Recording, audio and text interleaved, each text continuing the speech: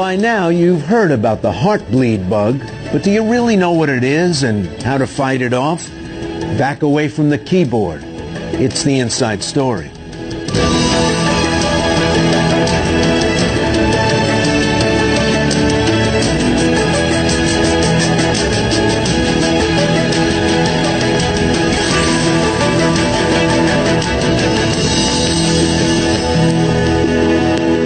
Hello, I'm Ray Suarez.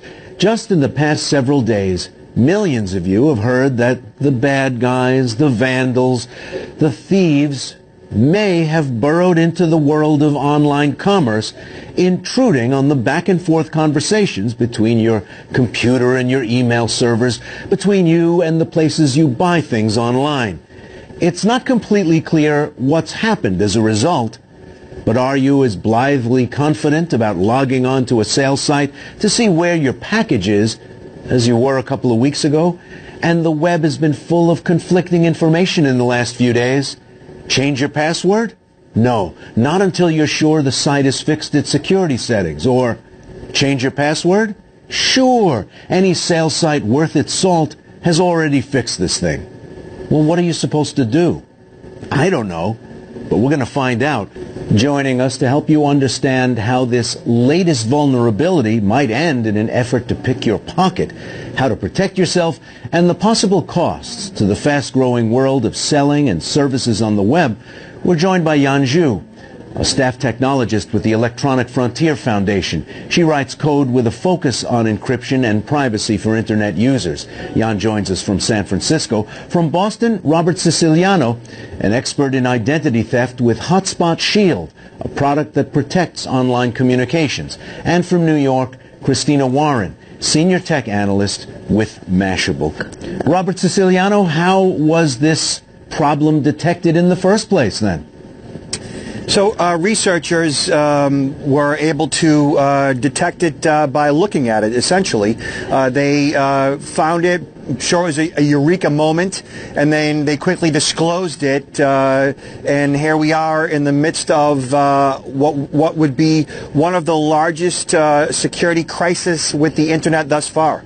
So disclosed it, but that means disclosed it to the users and potential criminals at the same time.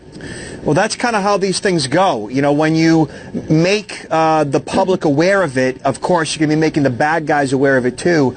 But with most flaws, most vulnerabilities, if the researchers have an opportunity to contact, say, an individual company, then they will, depending on the nature of the hacker, whether they're black hat or gray hat or white hat.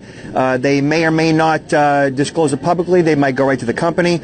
In this case, they didn't have much of a choice. It had to be public because of how many were affected by it.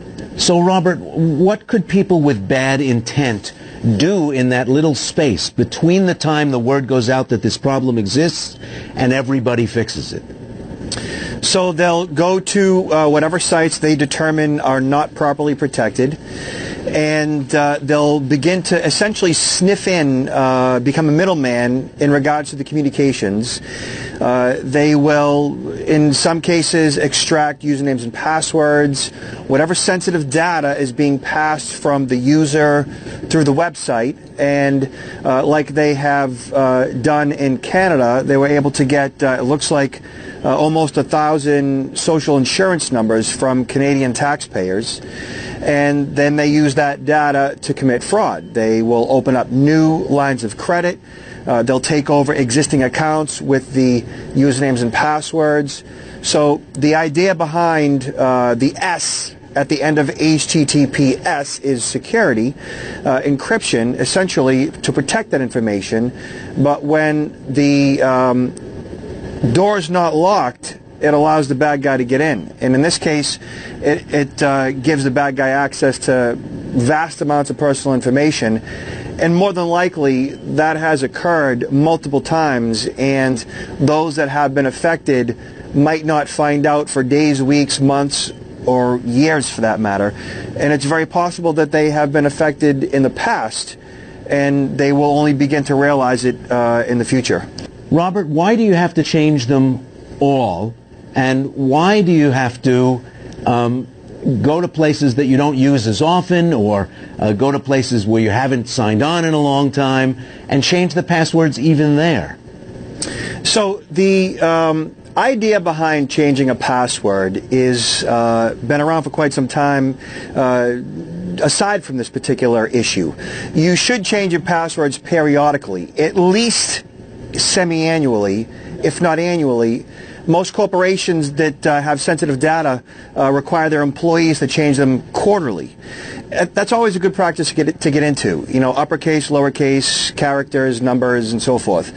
And by changing your passwords, you make it a little more difficult for a criminal to access your accounts, as long as they're what's considered a strong password. For your most critical accounts, you should be changing your passwords rather frequently. When I say that, you know, quarterly, semi-annually, and so forth. And then for the ancillary accounts that you may never visit, it may not be necessary to change those passwords if you're not going to them and if there's no sensitive data on them. The idea is your most critical accounts. For example, email is a critical account. It is, you know, an axiom in the security industry is, you know, for the bad guy to own the email, the bad guy owns the person. So email is critical. You want to change that. And then, you know, banking and so forth, even social. And the reason why these accounts are considered critical is because, again, they have access to personal information, they have access to your contacts, and all that data can be compromised, and those contacts can be socially engineered.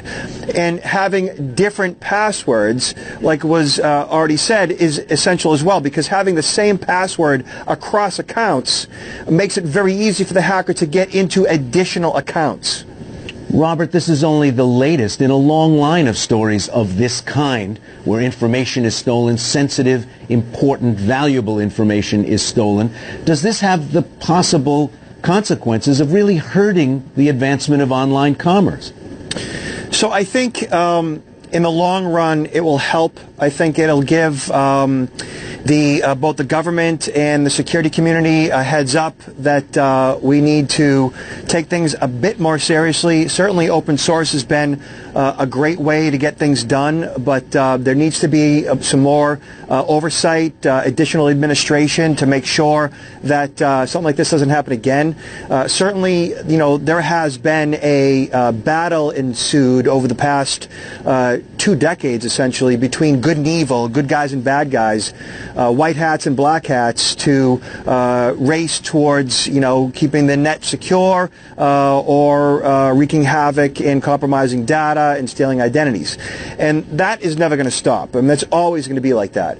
But when you have, you know, vulnerabilities like this that is, you know, no fault of a bad guy, it definitely makes the entire internet community pause and to reevaluate and say, okay, so what do we have to do in the future so that it doesn't happen again? Thanks to everybody for joining us for this edition. That brings us to the end of Inside Story. Thanks for being with us. Now, the program may be over, but the conversation continues.